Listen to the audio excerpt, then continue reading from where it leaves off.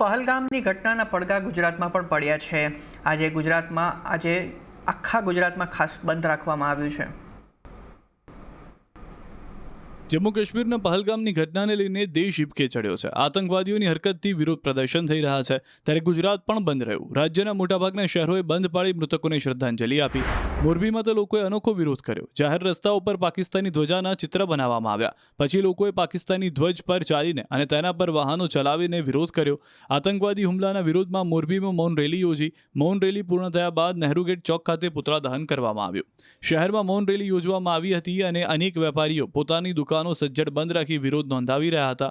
મૌન રેલીમાં શહેરના અનેક હિન્દુ સંગઠનો, વેપારીઓ, તબીબો તેમજ સામાજિક આગેવાનો મોટી સંખ્યામાં જોડાયા હતા। રેલી શહેરના મુખ્ય માર્ગોથી પસાર થઈને નહેરુ ગેટ ચોક પર પહોંચી હતી, જ્યાં હત્યાકાંડની ન્યાયિક તપાસ અને નિર્દોષોને રક્ષણ મળવા અંગે માંગ સાથે હુમલાવરનું પુતળા દહન કરવામાં આવ્યું હતું। આ દ્રશ્યો દાહોદના છે।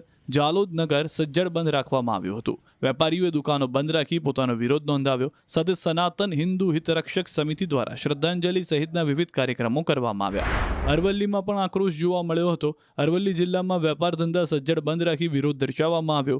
મોડાસા, શામળાજી, ભીલોડા, મેઘરજ સજ્જડ બંધ જોવા મળ્યું, તો બાયડ, ધનસુરા, માલપુરમાં પણ બજારો બંધ જોવા મળી। વેપારીઓ અને સંસ્થાઓએ બંધ પાળી વિરોધ પ્રદર્શન કર્યું। તો સાબરકાંઠામાં પણ બંધ રહ્યું। વિજયનગરના ચીઠોડા બંધ પાળ્યું હતું। વેપારીઓએ સ્વયંભૂ બંધ પાડી શ્રદ્ધાંજલિ આપી। તમામ દુકાનો, લારી ગલ્લા પાથરણાવાળા તમામ લોકોએ એક થઈ બંધ પાડ્યું। આ તરફ હિંમતનગર માર્કેટયાર્ડના વેપારીઓએ સ્વયંભૂ બંધ પાડી શ્રદ્ધાંજલિ આપી। માર્કેટયાર્ડની તમામ દુકાનોના વેપારીઓ એક થઈ સ્વયંભૂ બંધ પાડ્યું। માર્કેટયાર્ડની ખરીદી અને વેચાણ પણ સાથે જ બંધ રાખવામાં આવ્યું। હિંમતનગર શહેર તેમજ તલોદ અને પ્રાંતિજમાં વેપારીઓ દ્વારા બજારો સ્વયંભૂ બંધ રાખવામાં આવી। સરકારને આતંકવાદીઓ સામે કડક કાર્યવાહી કરવાની પણ માંગ કરાઈ। અલગ અલગ હિન્દુ સંગઠનો દ્વારા 28 જેટલા પ્રવાસીઓને શ્રદ્ધાંજલિ પણ અર્પણ કરવામાં આવી।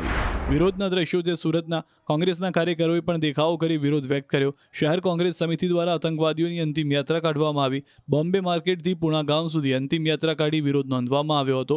આતંકવાદીઓના પુતળાને ફાંસી આપી વિરોધ નોંધવામાં આવ્યો। તો કચ્છમાં પણ વેપારીઓએ વેપાર ધંધા બંધ રાખ્યા હતા। ભુજની જથ્થાબંધ બજાર બંધ રાખી વેપારીઓએ શહીદ થયેલા લોકોને શ્રદ્ધાંજલિ આપી।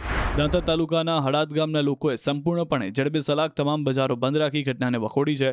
હડાદ ગામના બજારો બંધ રખાય, જેમાં મેડિકલની દુકાનોને છૂટછાટ આપવામાં આવી હતી। મુસ્લિમ લોકોએ પણ આ બંધને સમર્થન આપ્યું હતું અને આતંકીઓને ઝડપી કડક સજા કરવા માંગ કરી હતી। મૃતકોને સદગતિ મળે એટલા માટે રાજકોટ શહેરમાં હવન યોજાયો હતો। શહેરના બહુમાળી ચોક ખાતે બ્રહ્મ સમાજ દ્વારા હવનનું આયોજન કરવામાં આવ્યું, જેમાં મૃત્યુ પામનાર લોકોને પિંડદાન પણ કરાયું। ખાસ પરશુરામ જયંતિ નિમિત્તે આ કાર્યક્રમ યોજાયો, જેમાં અલગ અલગ દંપતીઓએ આહુતિ આપી હતી।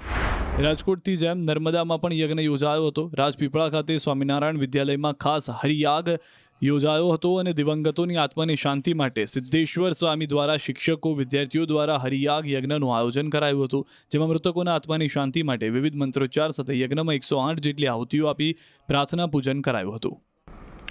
તો પહલગામ આતંકવાદી હુમલાના વિરોધમાં